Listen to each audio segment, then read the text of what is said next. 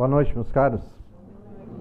O tema geral que nós combinamos de tratar hoje à noite tem o título como Desenvolvimento Espiritual.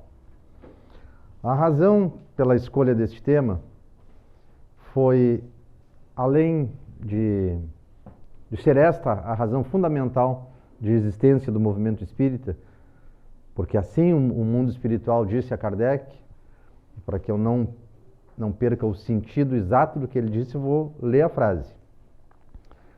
Reconhece-se o verdadeiro espírita por sua transformação moral e pelos esforços que faz para domar as suas más inclinações. Essa foi a opinião de Kardec quando ele, depois de pensar muito sobre todo aquele conjunto de revelações do mundo espiritual, ele disse, afinal de contas, o que nós vamos fazer então e como é que nós vamos nos reconhecer como pessoas em mudança, como espíritas de fato? Foi essa a resposta que ele próprio encontrou e que nós estamos há 150 anos procurando. Além deste fato concreto, dessa frase fantástica que Kardec nos dá, surgiram algumas outras coisas. Há aproximadamente 4 meses atrás, os jornalistas do jornal O Estado de São Paulo, que trabalham no Caderno B, Caderno de Cultura do Estado de São Paulo, eles desenvolveram uma pesquisa bem aleatória. Os repórteres se colocaram nas esquinas das ruas do centro de São Paulo e decidiram assim, o critério que eles decidiram, para cada 3 pessoas que passassem por eles, eles tentariam fazer uma pergunta. Aliás, fazer 2 perguntas para a pessoa. A primeira pergunta, eles perguntaram, qual é o seu maior desejo? Para si, na sua vida. Qual é o maior desejo de vida que tem? Mais de 70% das pessoas que aceitaram fazer a resposta disseram que o desejo de vida era ser feliz. Ser feliz, ter os seus filhos felizes, a sua família e os seus amigos. Felicidade de modo geral, na vida. A pergunta seguinte, para quem aceitou responder a primeira, ela teve um resultado muito maior. 90% das pessoas, quando perguntadas se acreditavam que a vida era só a única, só vida material, ou se existia Deus ou espiritualidade de modo geral, se as pessoas acreditavam nisso. Porque acreditando em Deus, deve acreditar na sobrevivência do espírito de diversas formas. 92% das pessoas responderam que acreditam em Deus, mas 70% delas querem ser felizes. Esta mesma pesquisa, que feita deste modo aleatório no centro de São Paulo, há 4 anos atrás foi feita pela Universidade de Brasília e pelo curso de Psicologia. As respostas, pequena variação, muito iguais. Isso foi feito em Nova York, foi feito em Berlim, na Alemanha, foi feito em Londres, na Inglaterra, foi feito na Espanha, em vários locais do mundo. A média das respostas são muito parecidas. Grande parte das pessoas, quase que a totalidade, acreditam em Deus. Não que sigam alguma religião, acreditam que existe Deus. Acreditam, portanto, no conceito de espiritualidade. E a grande maioria delas quer exclusivamente ser felizes. Ora, se existe desejo de felicidade, é porque deve existir, obviamente, uma condição de infelicidade nas pessoas. Ninguém quer aquilo que já tem. O desejo é isso. O que vocês querem? Bom, se existe infelicidade, dor, sofrimento, incômodo, algum desacordo com a própria vida, deve existir razões para isso. Como existe também, por essas pesquisas, e de modo bem genérico, 2 tipos de pessoas, aqueles que acreditam na espiritualidade, os absolutamente materialistas, nós temos também que estes 2 grupos de pessoas devem encarar esse desejo de felicidade de modo diferente. Ou a condição de sofrimento ou de infelicidade também é encarada de modo diferente. Quando este assunto é um pouco mais esmiuçado, investigado pelas pessoas, e aí nós temos uma contribuição enorme, dos nossos companheiros de vida que estudam a psicologia humana sob seus diversos aspectos, nós temos que um grupo de pessoas que se consideram materialistas ou que não dão sequer importância para a existência da espiritualidade, essas pessoas todas, quando relatam as suas condições de sofrimento, elas são praticamente unânimes.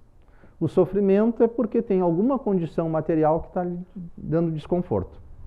Ou porque passam fome, ou sede, ou não tem o abrigo, que pode ser a roupa, até a casa onde moram, ou porque não tem um emprego, ou porque acham que não ganham o suficiente, ou uma série de situações dessas, praticamente todas elas relativas às condições de vida material das pessoas. Bem, para este tipo de pessoa que não admite na sua vida a existência desse componente espiritual e que entende que os seus sofrimentos são exclusivamente materiais, infelizmente nós não temos muito o que falar aqui. Mas mesmo essas pessoas que não acreditam na espiritualidade, às vezes dizem que sua causa de dor, de sofrimento, de dificuldade de vida, não são exclusivamente essas das coisas materiais. Mas começam a relatar que a sua dificuldade, o seu sofrimento, é o relacionamento familiar, é a dificuldade de se entenderem da maneira mais adequada com as outras pessoas que dividem a vida com eles. Amigos, parentes, companheiros de trabalho, pessoas da sociedade que de vez em quando fazem alguma coisa ou têm alguma atitude que lhes incomoda. Mas estas pessoas, sempre que relatam, essas que não admitem a espiritualidade e que relatam que o seu sofrimento, o seu incômodo é causado pelas atitudes dos outros, elas, de modo quase unânime, dizem que a culpa dessas atitudes são dos outros. Esta pessoa, por mais que sofra com isso, ela se isenta de qualquer culpa ou responsabilidade. Para esses também não temos muito o que falar aqui. Mas existe um outro grupo de pessoas, felizmente bastante amplo, que são aquelas que admitem a existência de Deus, logo admitem a existência do Espírito. E algumas delas até admitem, como nós, espíritas, que nós somos espíritos. Mas não importa, pessoas que tenham a mais variada concepção sobre a espiritualidade. Essas pessoas também, claro, como todas as pessoas do mundo, dizem que passam por momentos bem fugazes, bem rápidos, de alegria, de felicidade, até de êxtase às vezes, mas que em todos os dias da vida dela, e às vezes vários momentos do dia, e às vezes dias inteiros, elas sentem algum tipo de sofrimento, de dor, de incômodo. Perguntadas, elas também vão responder que este tipo de sofrimento, de incômodo na vida, também tem duas causas fundamentais. A primeira, e faz parte da nossa vida, não há como negar isso, são esses sofrimentos de ordem material. Imagine uma pessoa, e vamos imaginar alguém responsável pelo sustento de outros, um pai ou uma mãe de família, que não tem emprego e precisa dar conta do sustento da sua família. É uma situação, às vezes, até desesperadora. Por mais que esta pessoa tenha conceitos de espiritualidade, ela vai sofrer. Ela pode até compreender essa situação diferente de uma outra puramente materialista, mas ela vai passar por um momento de sofrimento. Só que vai encarar isso de um modo diferente. Especialmente se ela entender os postulados espíritas, ela vai conseguir entender isso do modo mais pacífico até do que aquela que, mesmo tendo noções de espiritualidade, imagina que esta vida seja única e que a partir dela ela vai ser escolhida para ir para um local de sofrimento ou para um local de felicidade, que é a ideia de céu e inferno tão tradicional. Bem, como é que nós vamos mudar o mundo e, nesta mudança de mundo, favorecer um pouco mais para a maioria das pessoas que comecem a perceber esta possibilidade de felicidade mais permanente? Obviamente, quanto a essas condições materiais, um emprego, uma casa, um colégio melhor para os filhos, uma roupa mais nova, ou mais bonita, ou mais eficiente, isto são condições que não dependem, às vezes exclusivamente do indivíduo, mas dificilmente também depende de um grupo de pessoas, por mais solidário que sejamos. Tá? Não depende do centro espírita, não depende das igrejas, depende de uma mudança completa na sociedade. Na hora que a nossa sociedade toda for de tal sorte evoluída, que todas as pessoas possam ter as suas necessidades materiais atendidas, seguramente um bom grau de sofrimento vai desaparecer do mundo. Como é que nós temos desenvolvido isso? A nossa sociedade humana tem procurado atender essa necessidade. Essencialmente pelo desenvolvimento científico, que por sua vez gera um desenvolvimento econômico. Nós sabemos muito mais hoje do que sabíamos no passado a respeito do mundo e, por consequência, nós temos oferecido para todas as pessoas muito mais possibilidades de viverem materialmente melhor. Quem tiver interesse pelo assunto tem muita facilidade de encontrar uma série de livros sérios que demonstram que ao longo dos anos nós fomos melhorando e muito no aspecto material. Mas, talvez até por este desenvolvimento econômico que nós temos tido ao longo do tempo, oferecido de modo tão intenso pela ciência, nós temos, parece que, acumulado um outro tipo de sofrimento, que é este sofrimento moral, que é este sofrimento decorrente do relacionamento entre as pessoas. Parece que neste campo nós, não que não tenhamos avançado, mas seguramente não avançamos na velocidade que nos oferece a ciência e, por consequente, a economia.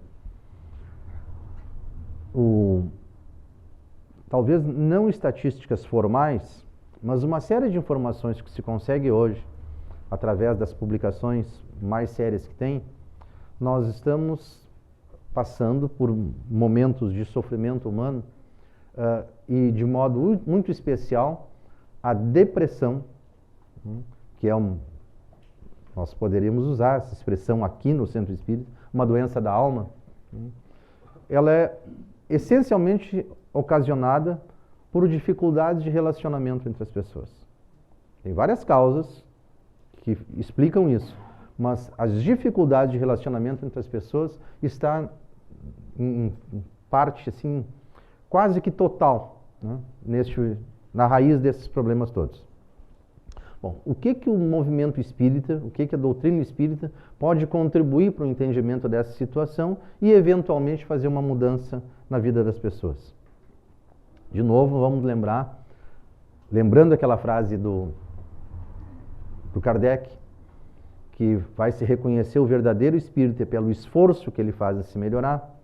Nós vamos recordar, talvez, uma frase também de outra pessoa tão inteligente quanto Kardec, e que é um símbolo do século XX, que é Einstein, que tem uma frase especialíssima dele, que ele diz o seguinte: é uma insanidade nós pretendermos na nossa vida, ou em qualquer experiência científica, um resultado diferente do que nós temos hoje, fazendo sempre a mesma coisa.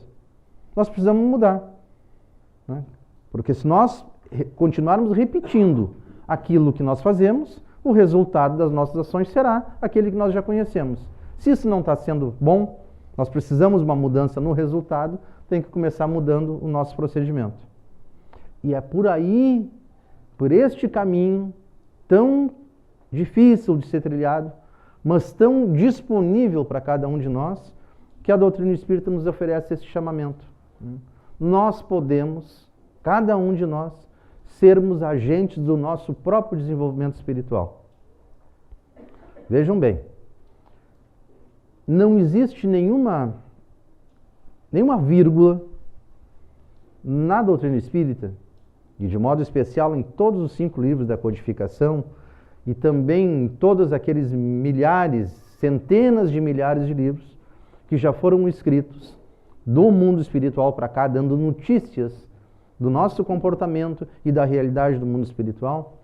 Não existe nenhum momento, nenhuma recomendação para que nós não tenhamos um entusiasmo, uma vontade, ou que não devamos fazer um esforço para melhorar a nossa vida material. Toda a espiritualidade faz uma recomendação constante. Estudem, trabalhem, façam esforço e vivam melhor. No campo material, todos eles dizem a mesma coisa. Mas também dizem o seguinte: não podemos esquecer que a vida material boa, a melhor possível, não significa deixar de lado nenhum dos aspectos morais. Portanto, nós devemos não necessariamente almejar a riqueza, mas almejar uma boa condição de vida. Desde que a boa condição de vida individual nossa não signifique, obviamente, olhar com desprezo aqueles nossos companheiros de jornada que não têm a mesma condição. Neste momento, quando a espiritualidade nos faz este alerta, ela começa a nos dizer o seguinte: os cuidados com a vida material são fundamentais, mas essenciais são aqueles cuidados com a vida espiritual, que na verdade não é nada mais, nada menos que o cuidado ético na própria vida. Zalmino Zimmermann, no livro Espiritismo, século XXI, ele nos oferece o conhecimento fácil, dizendo que existem 4 grandes campos de conhecimento humano e que todos eles podem contribuir para o nosso próprio desenvolvimento. O primeiro, Zalmino diz e nos fala com muita clareza da religião, mas não do sentido de religião de cultos estranhos ou variados que existem por aí. Ele lembra que religião, no seu sentido mais amplo, é a disponibilidade e a disposição do ser humano, do espírito encarnado, como nós dizemos no meio espírita, aquele que se dispõe a entrar em contato com a espiritualidade. E ele, ao longo da sua exposição a respeito do problema religioso e da importância da religiosidade do ser humano, diferente da importância de seguir uma determinada igreja, mas da religiosidade, que é essa disposição de se encontrar como espírito, ele diz o seguinte: nós, no campo espiritual, nós não estamos isolados no mundo. Nós podemos estar sozinhos, materialmente e distante das outras pessoas, mas espiritualmente nós estamos convivendo com uma quantidade enorme de espíritos, iguais a nós, já mais evoluídos do que nós e alguns, quem sabe, ainda a caminho da nossa condição, mas que convivem conosco através do pensamento. Ora, quanto mais nós nos dedicarmos a uma vida de espiritualidade, uma vida de religiosidade, se aproximarão mais facilmente de nós aqueles que nos são mais simpáticos. Fortalecerão, nesse sentido, a nossa espiritualidade. E toda a pessoa que tem paz interior, mesmo esta pessoa que tem paz interior, ela tem muito mais condição de enfrentar as dificuldades materiais. Não que ter paz interior, desenvolver a religiosidade, vai fazer colocar dinheiro no bolso. Isso são promessas que existem por aí, que ninguém leva a sério, obviamente. Mas a pessoa que tem paz interior, primeiro, ela vai enxergar suas necessidades materiais de um modo muito mais tranquilo e, às vezes, não tão equivocados quanto nós costumamos pensar no dia a dia. E ela vai passar a entender que ela própria tem mais ou menos dificuldades e, a partir daí, se coloca numa posição mais receptiva e começa a ter fortalecimento de amizades, de apoios e consegue, com mais facilidade, ter uma vida material um pouco mais tranquila. Não necessariamente isenta de dificuldades, mas com mais tranquilidade, porque ela passa a se reconhecer como uma pessoa que transita pela vida em parte da matéria, mas que ela vai continuar permanentemente viva e cada vez mais crescendo. Terminado esse aspecto, o Zalmino nos lembra também do outro campo do conhecimento humano, que é a ciência. E essa que nós já falamos no início. Quanto mais nós nos desenvolvemos, quanto mais ampliamos o nosso conhecimento sobre a natureza, nós temos todos mais oportunidades de simplificar a vida de todos e oferecer para a maior parte das pessoas, maior parte da população do mundo, uma condição de vida material mais eficiente, mais viva, mais confortável. Ao mesmo tempo, quando nós não utilizamos de modo adequado o nosso desenvolvimento, nós permitimos o crescimento de doenças, tanto físicas quanto psicológicas, que atingem especialmente aquelas pessoas que não conseguem compreender a sua própria situação no mundo. Mas é a ciência que vai dar a resposta para as necessidades materiais. Só que a ciência é olhada com ética, não aquela que se dedica ao enriquecimento puro de alguns e o abandono daqueles outros. O terceiro campo do desenvolvimento que Zalmino nos fala é a filosofia. Mas não a filosofia também geral ou a filosofia acadêmica. Ele fala da filosofia mais inicial da nossa história, que começou há 5.000 anos atrás. Ele diz que o pensamento filosófico do indivíduo começar a perguntar quem eu sou, da onde eu vim e para onde eu vou. Ora, aquela pessoa, e ele tem um capítulo praticamente inteiro dizendo isso, aquela pessoa que não admite a existência da realidade espiritual, que acha que nós começamos a nossa vida no nascimento e encerramos ela no túmulo, que preocupações ele terá disso? Da onde eu vim? Interessa, eu estou aqui. Para onde eu vou? Acabou tudo, então não importa. Quem eu sou? Bom, eu sou aquele que quer viver bem. Portanto, a ética no cuidado com o outro, o respeito com aquele outro, não importa. Ele tem todo o direito, se ele acredita assim, de usar o mundo a seu favor. E aí só fica reclamando depois das dores, mas não sabe a causa dela. Zalmino nos diz, nós todos que temos noção de espiritualidade, nós temos uma obrigação diferente. De a cada dia fazer o que Santo Agostinho nos recomendava. Examinar a nossa própria vida. Porque da onde nós viemos, nós sabemos. Nós somos criaturas criadas pela divindade, por Deus, não importa o nome que queremos dar para Ele. Mas foi Deus que nos criou. E se nos criou com um propósito. Portanto, eu vou para o mundo espiritual próximo desse Deus. E também não importa a concepção. E quem é que eu sou? Eu sou uma criatura que está crescendo, que está tendo experiências, cada dia diferentes, mesmo vivendo com as mesmas pessoas, mas são todos os dias experiências diferentes.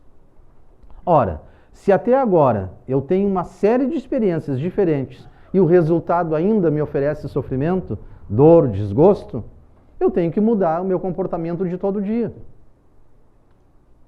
Zalmino diz que tem mais ainda, mais um campo do conhecimento que nós devemos olhá-lo com muito cuidado, que é o quarto campo do conhecimento humano, que é a arte.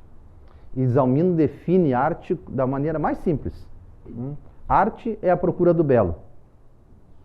Todas as pessoas, não importa a crença religiosa, não importa o tamanho da conta bancária, não importa sequer se ela pensa no seu futuro ou não, mas toda aquela pessoa que tem paz consigo próprio, ela se sente melhor perante a beleza do que perante as formas que parece que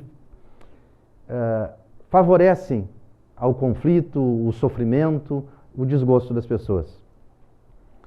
Todas as pessoas, não importa, aquelas pessoas que já descobriram o seu caminho e se reconhecem como um espírito vivo, se sentirão muito melhor, por exemplo, perante uma música calma, que tem uma harmonia e que tem uma melodia, do que o barulho, do que o som descontrolado. A leitura de uma obra literária que tenha um sentido, que tenha uma mensagem, que tenha um encaminhamento para a pessoa, é muitíssimo melhor do que ler alguma coisa que, quando a gente termina de ler, fica até com raiva de ter lido. A mesma coisa olhar uma pintura, ou até aquelas imagens que aparecem aqui antes do início dos nossos trabalhos. Ver uma bela paisagem, ver uma bela fotografia, ver uma pintura que nos coloca numa posição de agradecimento pela própria natureza, é muito melhor do que ver uma obra escura, disforme. Zalmino diz, por que disto? É que, na verdade, o espírito humano foi criado com o senso de beleza. Não que todos tenhamos que olhar cada pintura da mesma forma, mas o senso inato de beleza e de busca de tranquilidade foi um presente que Deus nos deu junto com as leis morais no nosso momento de criação. Ora, o que nós podemos fazer então para mudar esta nossa vida de agora e mudar os eventuais desgostos e sofrimentos que nós temos? Começar a olhar para a própria vida com este olhar de, nesses 4 pilares do conhecimento, buscar alguma coisa.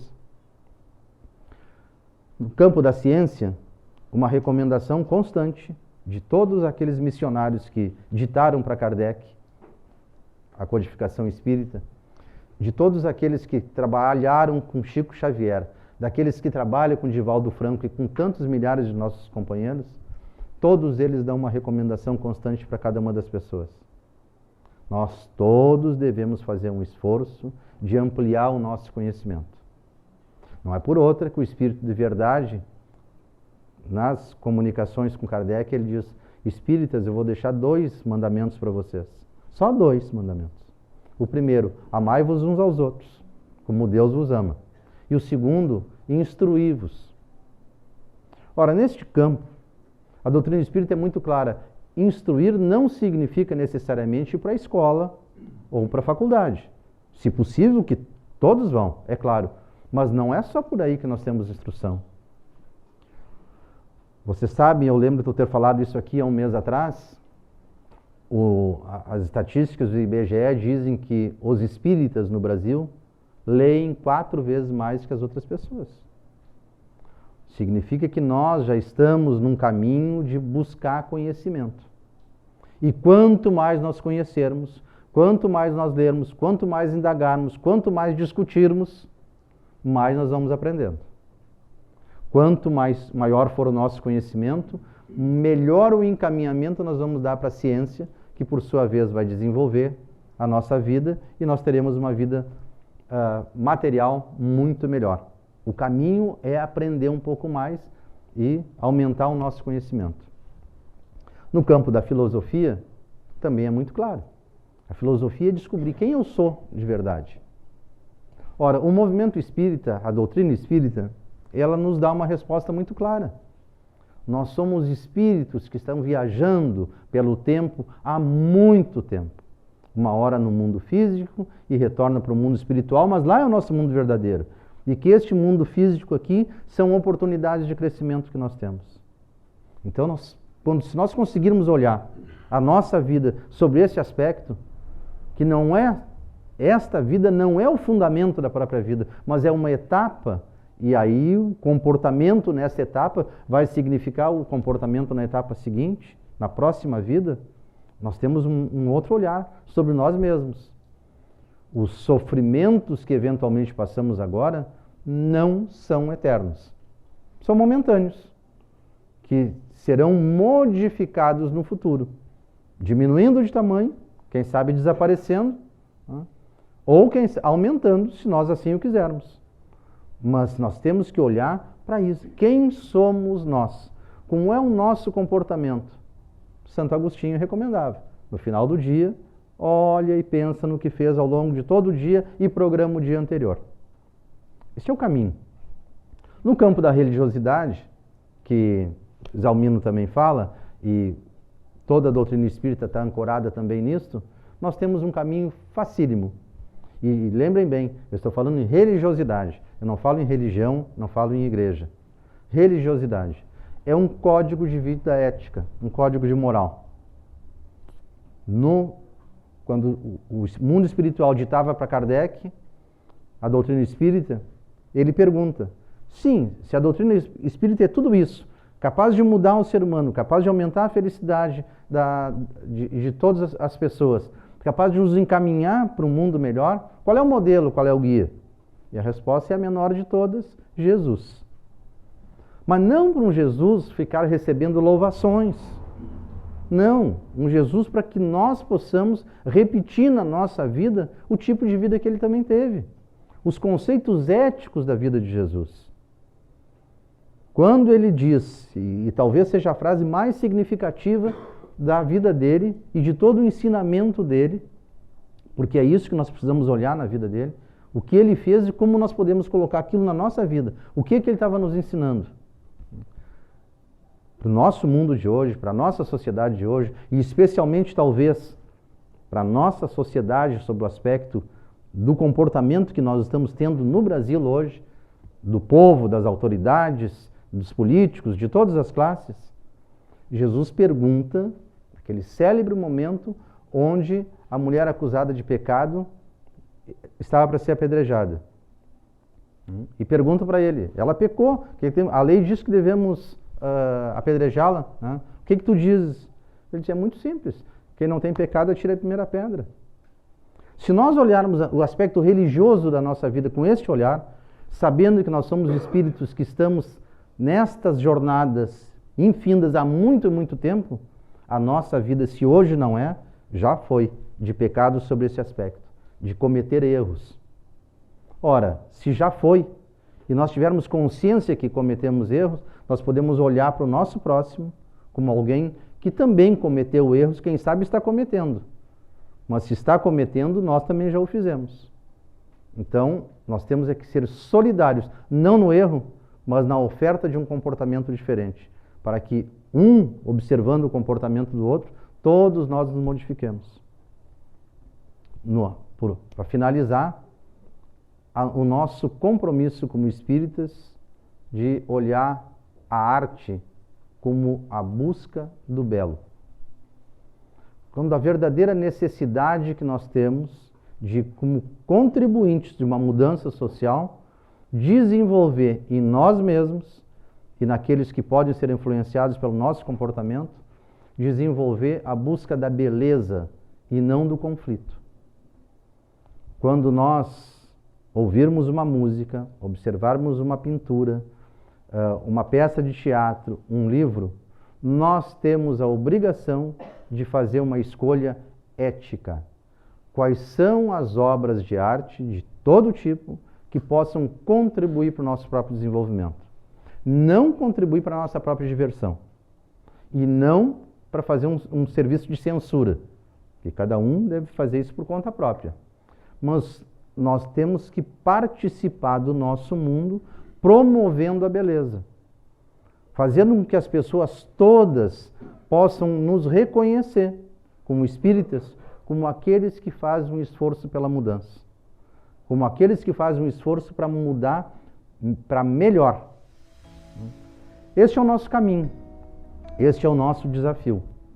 E nós temos regramentos, ou melhor, não, regramentos, a palavra está errada.